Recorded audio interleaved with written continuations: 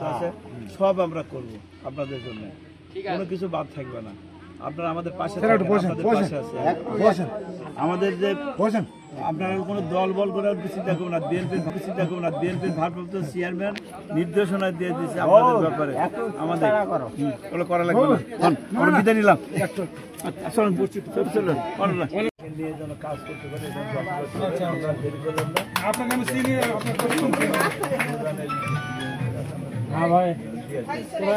সবাই ছিল, সব দেখছে, সব চলে আসছে দাদা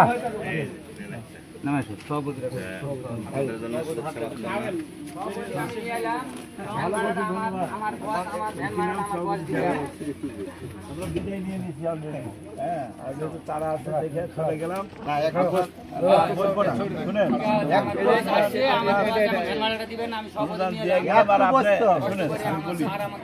আমাদেরও তো কিছু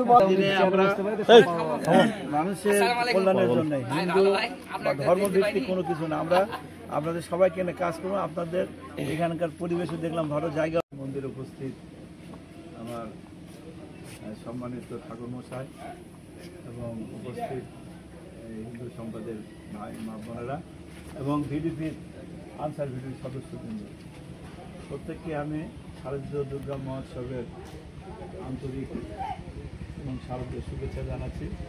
সেই সাথে আপনাদের সবার জন্য দোয়া কামনা করলাম, যাতে আপনাদের এই দীর্ঘ জীবন এবং মঙ্গল কামনা করলাম। আমরা আপনাদের কাছে আশীর্বাদ নেওয়ার জন্য আসছি।